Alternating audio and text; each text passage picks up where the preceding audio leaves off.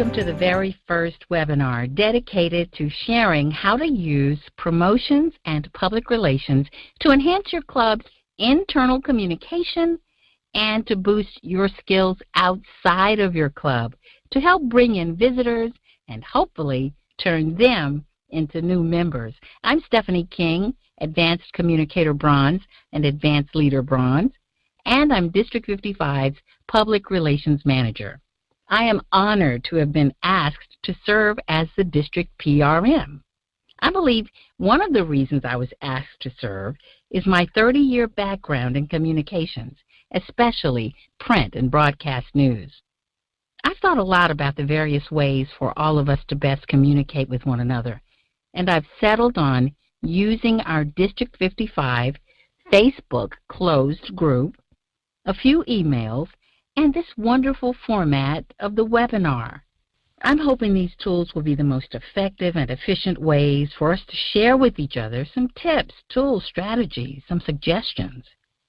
Since this is our first webinar, let's talk about how the role we play is so very important to the health of our clubs, our district, and Toastmasters International.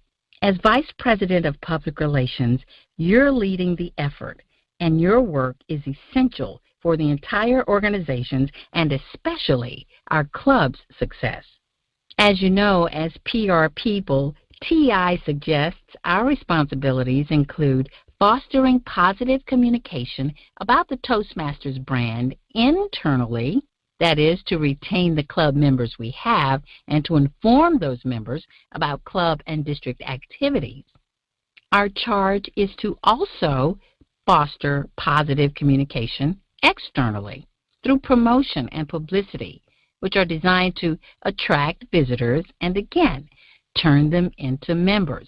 We're encouraged to use effective communication channels to do this, and in just a moment, we're going to hear about some of the most effective channels for directing our attention to our public audience. I suggest you get pen and paper. You'll want to take notes, especially to jot down our speakers' points. Now, here's the way our series of webinars will work. The sessions are pre-recorded. Occasionally, we'll have the opportunity to participate in a live chat session so we can have a healthy exchange of ideas. Our webinars will feature a variety of topics.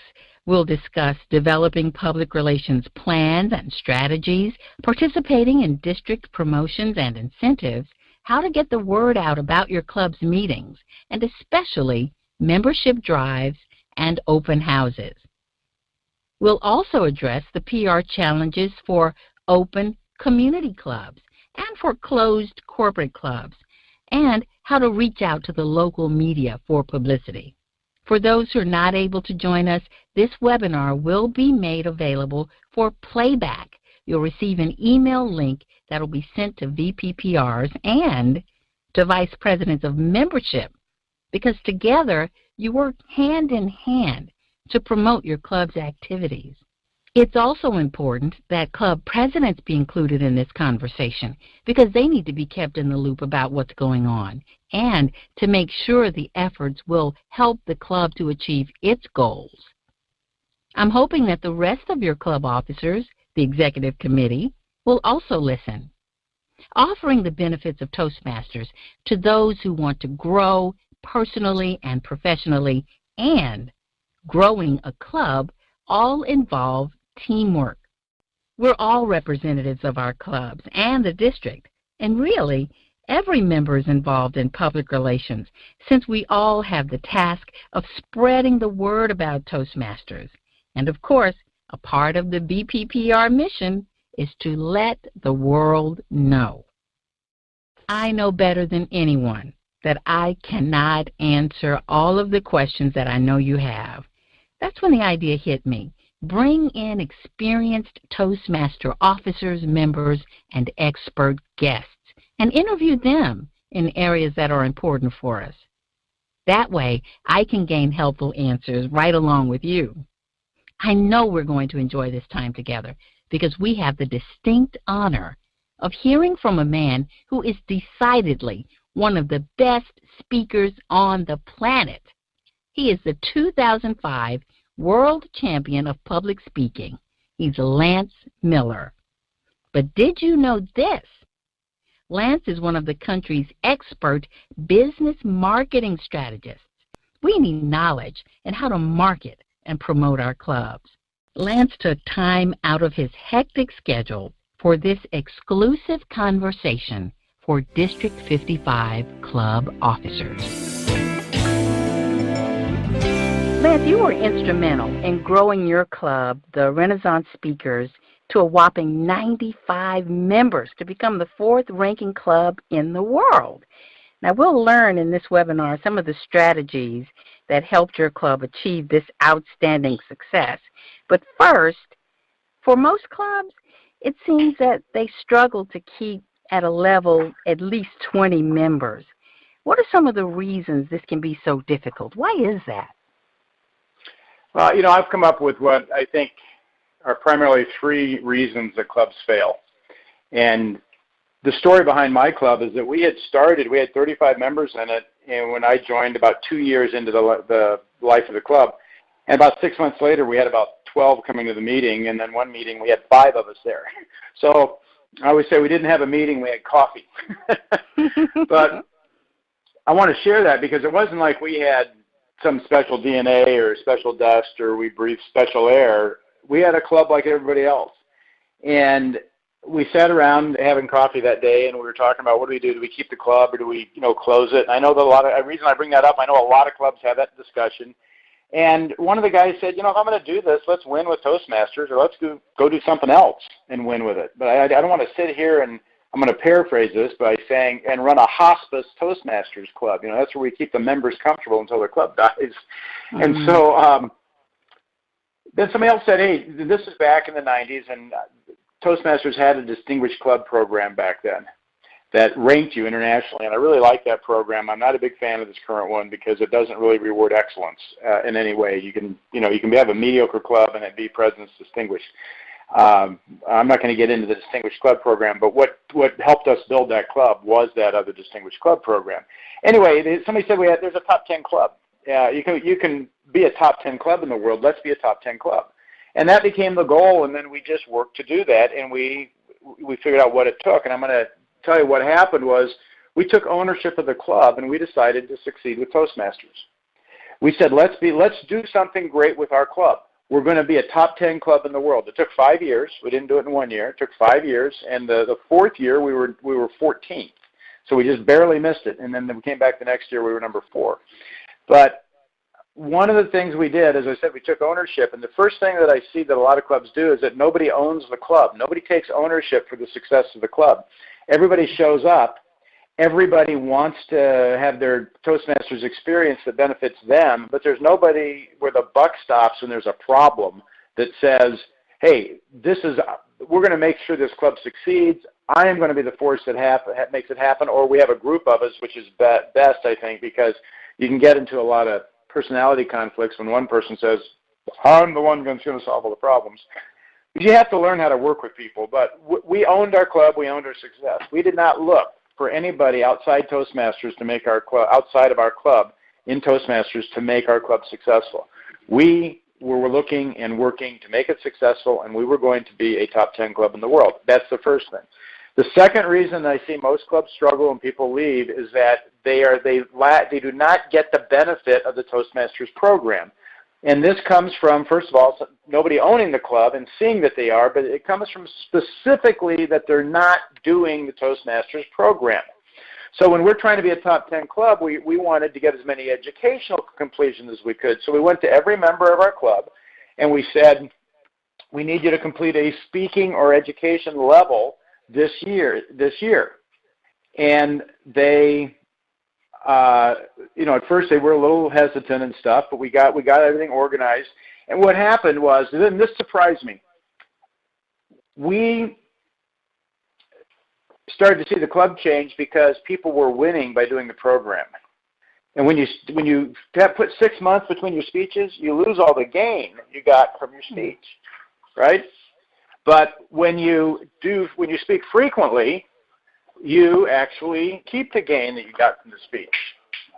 And and so people's lives started to change, and they started to become more confident, more competent, and they started to get more self-esteem, and they got a twinkle in their eye and a spring in their step.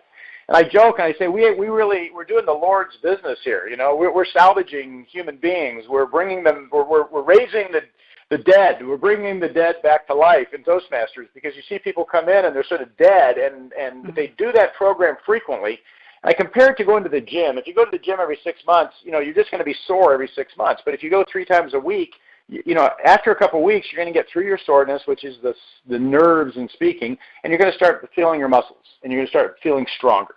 So that was the second thing, is we got people to do the program. And just so you know, internationally in Toastmasters, less than 15% of Toastmasters complete any speaking or leadership level in any 1 year. It's a huge issue. 85% of the people don't do it. To me, it is the number one problem in Toastmasters why we struggle, is that people don't do the program.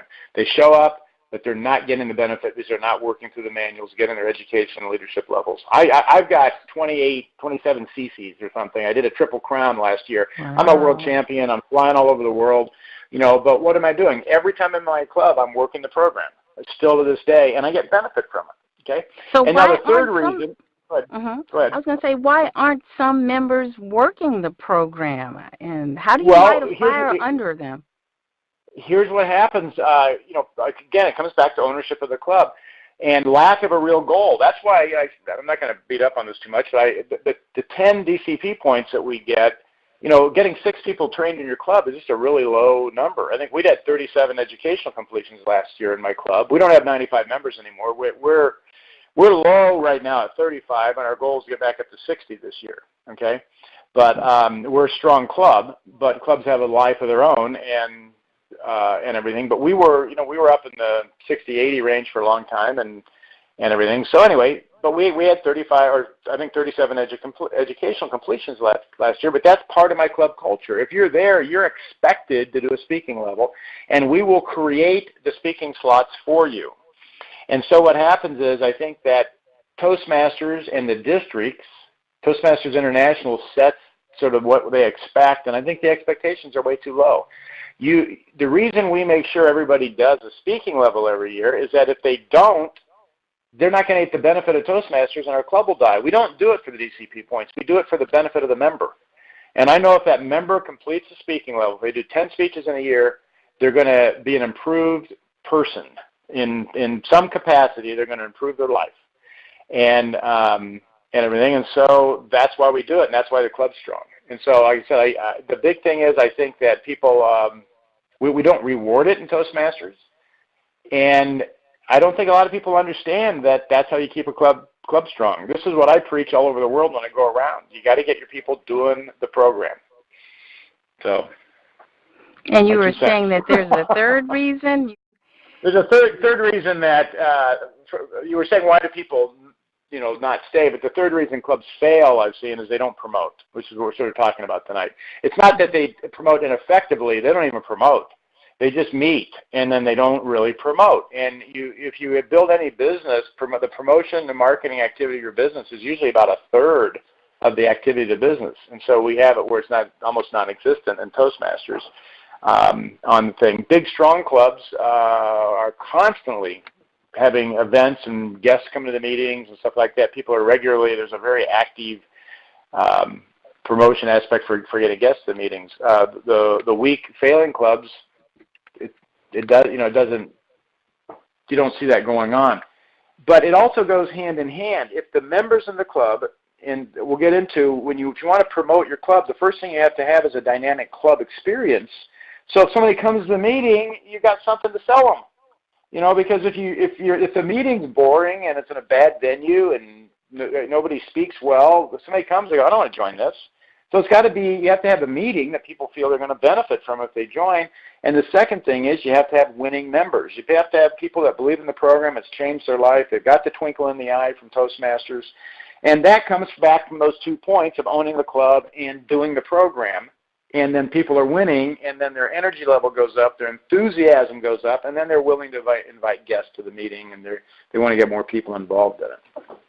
So I sort of see it as almost a triangular relationship between owning the club, doing the program, promoting the club. As you promote the club, you get new blood coming in.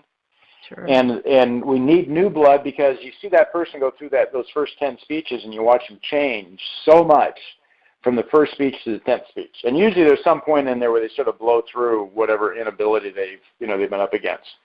And so okay, well, I have to ask you then, if clubs if they don't promote, what effect does this have on TI, on Toastmasters International, if these clubs are not promoting? Does it even out with strong clubs and then weaker clubs, and then TI just stays strong across the board? No, here's the thing. Internationally, and this is how it happens at the club level, we lose somewhere between 35 and 40% of our membership each year. So if I say you lose a third of your membership, so if you've got 20 people in your club, you're going to lose 6 or 7 members. That's just that's an average. It just happens. And when I had 95 members, we were losing 30 a year, but we were getting 30, 35 people a year coming in. Okay, and so what happens if people don't promote? If they're in 2 years, their club's going to be dead, because if they don't promote the first year, let's say they have 20 members, they're down to 12. The next year, they're going to lose again 30%. That's going to be 4 people. They're going to be down to 8, right? And so they don't promote. You've got to have regular promotion coming in if you want to keep your club strong. And Toastmasters internationally, we have about 140,000 new members every year. We have about 350,000, I think, total. 350, 360. We have about 140 new every year that come in. So. Okay. To get started or to get the ball rolling for a club VPPR, or even to move them from inactivity, not promoting like you say, what's most important? Is a plan, a vision, or just getting those marketing materials out there?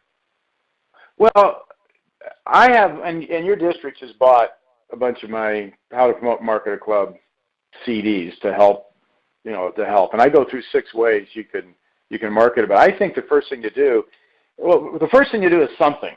You're not going to do anything if you do nothing. The first thing to do is do something. I don't care what it is. Stand out on the sidewalk and hand out $1 bills for people to come visit your club. At least you'll get some guests in there. Okay, so I talk about putting out a sign and emails and distributing flyers to the businesses in your area and everything. But I really think the first thing you should do is sit down and put down an annual plan of doing a promotional activity on a continuous basis throughout the year. A special meeting or parties, all the different things I talk about on the CD, doing something monthly that the members can get behind, and you promote it and you regularly invite guests to a special event of some sort. You should have materials. You should have cards or something you can hand out to your friends and associates. But one of the things that I've seen, a lot of times people invite people to a Toastmasters meeting. I'd like you to come to a meeting sometime. The person says, I'll come sometime, I'm busy. Can't do it this week, but I'd like to. So I talk about holding special meetings, like 6 meetings throughout the year. Special meetings that you're inviting. And what's that? Oh, I was just going to let you know that I do have a short clip that gives some of those tips, and if it's okay with you, good. I'd like to go ahead and play that, and then we can see those 6 signature ways for marketing and promoting a club. Let's listen. Okay. Promotional actions. We're going to go through 6 specific areas.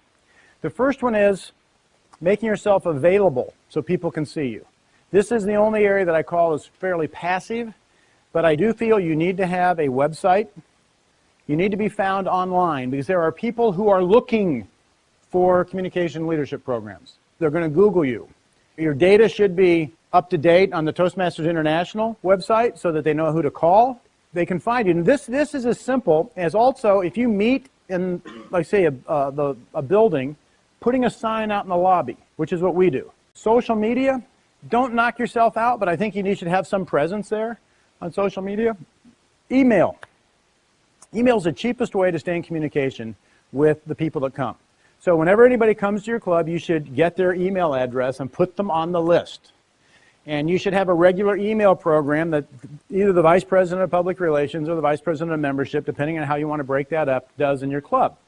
And that should include a little synopsis of what happened in the meeting, and another email discussing the upcoming meeting, who's speaking, what's going on. Very easy to put together, and I'll give you a quick example of this. And let them unsubscribe.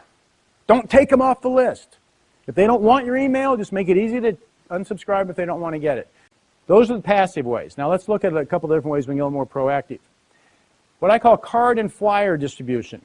I have up here just some 4x6 cards. We have a series of these printed up. You can get 1,000 of them for, I don't know, $100 or something like that, maybe less, on printing online. We have them printed up with our club information on them. It's a very simple, inexpensive thing to do. A Toastmasters club can draw its membership from a certain geographic area. So if you meet here and there's businesses down the street, we should promote to those businesses that we have a dynamic communication leadership program that meets here on Wednesday nights. An open house is cool, but I'm going to give you a couple ideas here. Meeting topics. You could do something on effective networking skills. We're having a special meeting on networking skills, on how to correctly network. Can you come in? You want to come to that? Oh yeah, I'd like to learn special networking skills. How to introduce a speaker, a lectern etiquette.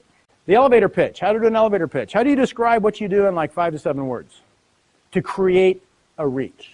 Do you think that might be something people may be interested to come to your club? Now the truth is, you might have to work on this a little bit in your club to come up, do a little research. How do you do an elevator pitch? How would I teach that? Bring people in, have a little session. But you get them to come in and taste Toastmasters. How to prepare a speech. Opening, body, conclusion. They're just the simple. Opening, 3 points in the body, and conclusion. They don't know that. So we're going to have a whole presentation on how to prepare a speech, and they actually work on that. And then now people can start to think with how to do a speech. Thinking on your feet, table topics, impromptu speaking. How to handle a question. Okay, showing a video of the World Championship. That's something really easy to do. Show the top 3 winners of the World Championship in the videos in your club. People, the World Championship of Public Speaking, my gosh, what is that? Huge draw you can get from that standpoint. Club speech contest. I can't believe how many people, guests, come to our speech contest. I don't know why. I'm going, why didn't you come to a regular meeting? But a contest is sort of exciting. We're having it. Invite your guests to it. Come up with some other reason that they could come to a special meeting. Okay, now you can also get special speakers. To me, anytime you have a district winner in the international speech contest, speech evaluation, table topics, humor speech contest, they should be invited to all the clubs to come out and do a presentation. And then you can promote the fact to your friends, hey, we have the winner of the humor speech contest coming out. So they're going to come experience your club. You just need something special about the club to promote it. Now the next one is events and parties outside the club. People are looking for fun activities to be involved in. We always get guests from it. Okay, you have a 4th of July party, you have a Labor Day party, you have Halloween that comes up, Thanksgiving. We get into Christmas and the holidays, another time for a holiday party. New Year's, you'd usually have one in that time period is what we do. We wouldn't necessarily have one for each one of them. Okay, St. Patty's Day, Kentucky Derby in May, Memorial Day.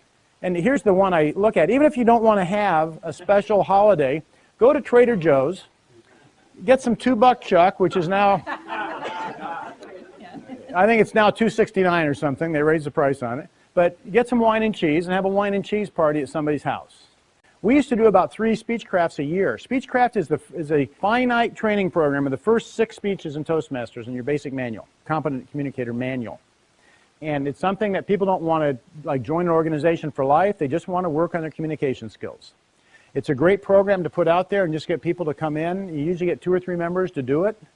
And you get 5 or 6 people in the Speechcraft, and they come in and they just start in their icebreaker and move up. You can do it in a weekend. You can do it 1 night a week for 6 weeks. You can do it every night during a week. You can schedule it however you want, but it's just like a finite communication or communication training program.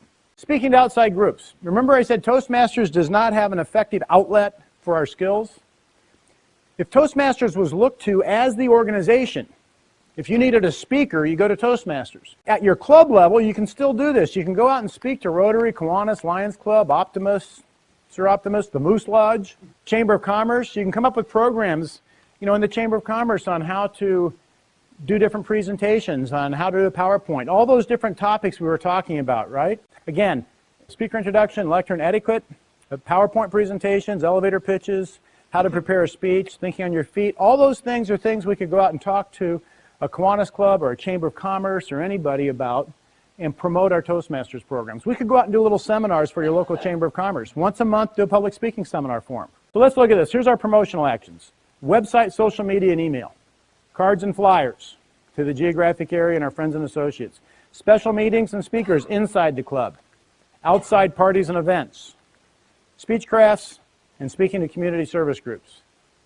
Now, does that give you some stuff to work with, to look at how you could actually pick up a hammer and hit the nail on the head with promoting your club? That is fascinating. So many tips on there. I think every club should have a copy of your popular CD, How to Promote and Market a Toastmasters Club. In fact, if your club would like to have a copy, go to lancemillerspeaks.com and get your copy. Lance, while Toastmasters is a strong and powerful organization, some clubs are struggling. Is it because they're missing opportunities in their PR and marketing strategies? Well, I think that's part of it. I think that what happens is that, you know, this is a learn by doing program, and we don't have professional trainers in it that are going to bring you up to speed. You get your club, and it's your club to run. And I think what happens to a lot of us is that we're so used to working either in school or in a business. You know, we grew up in a family where some higher authority was always there making it happen for us. And the thing is, if you know, like in school, if you show up, sit in the right seat, and do what you're told, you go to the next grade the next year. But if in Toastmasters, if you show up, sit in the seat, your club will die because somebody has to take the initiative to make the club work. And really, the reason I see that I think a lot of clubs fail, as I said, is that they don't understand that this is their game. This is their team. They have to put their energy into it. The members of that club will either create a successful club or they will allow that club to die. And I say allow it to die because clubs don't die on their own. They are allowed to die by lack of intervention by the club, club membership. And so you have to take ownership of the club and put your energy into it. And it takes a lot of energy to run an organization. It takes a lot of energy to run a Toastmasters club, but it's phenomenally gratifying. And as an example for me, I wanted to be more successful in business. I wanted to be a better manager or be a better executive. And when I came into Toastmasters, my attitude was, if I can't do it in Toastmasters, I can't do it in the real world. If I can't run a Toastmasters club, I'm not going to be good running a department in a business or running a business myself, because Toastmasters is a lot easier than running a business. And so my thing was, I got to be successful in Toastmasters if I want to be successful in business. So I used this as my playground to make all my mistakes and to figure out what worked and what didn't work. A lot of times it seems that the efforts for marketing and promotion are confined to open houses and membership drives. Is that a mistake? I think if you just confine it to that, it's like the proof of the pudding's in the eating. If you get plenty of members in through an open house, then great, it worked. But if you had an open house and you didn't get any members, the bottom line is you've got to get guests, and the guests turn into members. And what I see with a lot of clubs is that they'll do 2 open houses a year, and that's just way too little promotion. You need to be promoting on a continuous basis. And I think word of mouth is probably one of the most effective ones. And I'll just tell you, I joined Toastmasters because I had a friend that asked me to come to the club 8 times. Okay? He didn't give up. And he wasn't saying, you need to speak better, Lance, come to the club. He just kept telling me, we had so much fun. I want you to have fun with us. I want you to come. You would enjoy this club so much. Finally, I went to the club to shut him up because I knew he wasn't going to stop asking me until I went to the club. And I went, wow, this is completely different than what I thought it would be. So, to confine your marketing to like 1 or 2 actions, I think that's a mistake. I think that we need to be promoting all the time. And we need to, the Toastmasters is a fun activity, and almost everybody needs it. So if somebody needs and wants to have better communication and leadership skills, they're going to naturally want to get involved. And the other thing that happens, a lot of times people don't want to confront their communication and leadership skills until something bad happens, like they stand up in front of a group and they choke. And then they go, I really need to handle this. So we have to make sure that we do continually ask them, because we don't know if they just choked yesterday and we ask them today and they're ready, right? We say, well, I've asked that guy 4 times. Yeah, but yesterday he choked in a meeting and he's ready to join Toastmasters now. Because I get a lot of people that call me when that happens to them, when they had stage fright, just lock them up and they couldn't get a word out. Now they want to handle this because that was such a bad feeling. It seems that officers and members can think that PR, marketing, and promotion are the sole job of the VPPR. Do you find that to be the case, that they don't see the bigger picture, that everyone should be involved? Yeah, here's the thing. The Vice President of Public Relations basically puts the programs, the campaigns together. Now, you know, and the events that they're going to do or whatever. And each one of those programs, campaigns, or events should be handed down to some people in the club to do, and each one of them is a competent leader project, right? And so you're pushing people through their competent leader. It's not just the Vice President of Public Relations' responsibility to go out and do it, but that is the coordinating officer, the coordinating executive in the club that coordinates the activities and engages the other members in it, because somebody has to take the lead on it. Somebody has to own the activity. VPPRs are also expected to get publicity. Now, with my media background, TV, radio, print, that means seeking media coverage or at least placement on community calendars. How important is it to reach out to the media? I think it's important, but I think, I'll be honest with you, and I'm not typically politically correct, I think it should be on community calendars. I think it should be on Meetup. I think you should be able to be found for people who are looking for you. But I think that's just a small portion of what the Vice President of Public Relations' real job is. And I was going over my programs with the executives at Toastmasters International, Dan Rex and Sally Newell-Cohen. And Sally said, you know, it's really a wrong title, Vice President of Public Relations. It should be the Vice President of Promotion and Marketing. And that gives us a better viewpoint. PR is getting press releases out there and getting publicity. It's hard to get publicity. It's a lot easier to go ahead to promote and market this club, and let me figure out what I can do to promote and market the club and let people know, you know, that the club's here and get guests coming in. It's great to get an article in your local community paper. It's great to be on the community page and to do that. And I think you definitely should work to do that. But what's going to drive the guests in on a regular basis is that personal contact and the multiple points that they're going to see the Toastmasters message out there. They may have to see it 4 or 5 times before they finally go, you know, I've seen this all over town. I'm going to check it out. You know, so I hope that answers the question. It is important, but it's in relationship to everything else you're doing. Do you think clubs have to be engaged with social media? I don't think they have to be. I think that there's a number of ways to promote it. In a lot of ways, I think that people rely too much on social media today, and they think that social media is going to drive their membership. I have found clubs that have been very successful with, you know, as an example, with Meetup on that, because people were looking for a meeting. It's like putting a sign up. But the thing you got to look at is if you have your own club Facebook page or something, and you're putting posts on it all the time, and you're spending all this time on social media, and you're friending people, and you're liking things, and you're not getting any guests coming in. You know, it's not like, okay, so if you work 10 times harder on social media, is that advertising medium going to bring in the guests? Probably not. You know, you probably have to look some other way to do it, like walk up to somebody and say, you know, hello, I'm in Toastmasters, and actually talk to them and invite them to your club. You know, it's actually not a bad thing to do. Go into a business that's across the street from where you meet, you know, like we were talking about on the CD, and go, hey, you know, do your employees need communication leadership training? We have a club that meets on Wednesday nights over here, and they're welcome to come over to it. You know, here's some flyers. You pass them out to them. Mm-hmm. You know, go out. That sounds like good networking. Yeah, and you get to know the community around you and whatnot. And, you know, there's so many things we can do. We can offer speechcraft trainings at the local Chamber of Commerce or something and train business people on how to speak. And then they'll come to the club because we got engaged with them in some capacity. You know, there's youth leadership programs to do.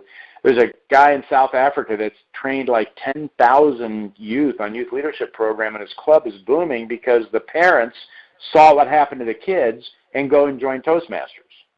You never know what's going to happen with it. But again, I'm just going to come back. If you do something and you really do it, you don't halfway do it. You just do something, you're going to see guests come in. You're going to see effects. But I see a lot of people don't do anything to get, a lot of clubs really don't do anything, and they try to get membership in without really doing it.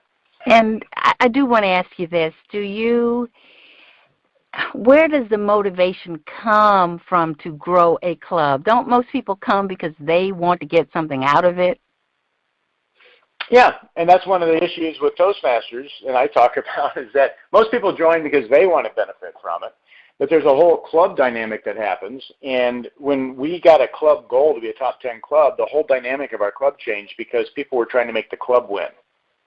And and I tell this story when I do my seminars. I said, how many people have ever been vice president of education? And a bunch of hands go up. I said, did this ever happen to you? You get around May and you're begging like 2 or 3 members to complete a speaking level so you can get your DCP points, and they don't want to do it. And everybody goes, yeah. I said, here's what happened to my club. May would come around and I'd have members calling the VPE mad, saying, you haven't given me enough speaking slots to finish my speaking level. I'm not going to be responsible for this club not being a top 10 club. You find me speaking slots. And our VPE is scrambling to put extra meetings together, extra speaking slots to get everybody through because everybody wanted the club to win. So you say, where does the motivation come from? Well, the motivation comes from somebody or 2 or 3, 4 people in that club that say, we want to have a dynamic club experience. We want to build a great Toastmasters club, and we're going to put the energy into this to get people in here and build a great club experience. And I'll tell you, Stephanie, it's a lot more fun to run a club of 30 or 40 people than it is to run a club of 12. It's a lot more fun. And I've had people go, ooh, 95 members, that must have been horrible. It was exhilarating. We had so much energy. We had so many people available to help. We had so many people wanting to contribute. It was an exhilarating experience. It was so much easier than running a small club where you can't fill the roster and you're double and triple hatted every meeting. We have learned a lot from you in these few brief moments. I must ask, is there anything that I have not asked you that you'd like to share? Any parting words? Well, here's the thing I see. We have all these acronyms. We got CCs and ACs and DTMs, and we have Distinguished Club Points, and all this game in Toastmasters. In the end, what really matters is that we get somebody up and we change their life. And that's what we're doing. We're bringing people in and we're giving them the ability to get the ideas out of their head and to communicate in life, and we're changing their life. And that's why I say we do the Lord's work here. We revive the dead. We bring people back to life in Toastmasters because the world is a pretty cruel, brutal place. And I think most of us will agree that as we go through life, we take a lot of losses and hits on communicating. And after a while, we find it sort of dangerous, or we don't want to get laughed at by saying something stupid, and we stop communicating at the level we should. And to that degree, we die a little bit. And when you bring them into Toastmasters, we're actually giving people their life back. And we see this time and time again. So the most important thing is that winning member, and it's getting the person up. It's a simple program. We just get them up, do the program in a fun, safe environment, and we change lives. And that's really what we're doing. And that's when I see clubs out there that aren't getting people in. And I go, look at all the people in your community that need their life changed, and you're not giving them the jewels that you have here. Go out and share the wisdom that you have. And maybe you don't think you're capable of it, but you know what? Someone was there for you, and you need to be there for them. So let's just build a better world and put some smiles on some people's faces because they can get the thoughts out of their head. We've been listening to the wise words of the 2005 World Champion of Public Speaking, Lance Miller. We thank you for sharing your knowledge, your experience, and your expertise with the officers here in District 55. It's been a real privilege having you. Thank you, Lance. You're very welcome, Stephanie. We've just heard from the best in the business. For your copy of Lance Miller's CD, How to Promote and Market a Club, visit his website at lancemillerspeaks.com. The cost for your club is only $20. VPPRs, let's really take to heart Lance's suggestions about effective public relations and take action, even if on just a few of those suggestions. We could very well turn our clubs around and attract even more visitors and new members. Lance did mention in this interview something that we already know, that Toastmasters changes lives. We've seen it. We've experienced it. Now let's continue to positively communicate our message within our clubs, throughout the district, and out into the community. Let the world know about the treasure that is Toastmasters.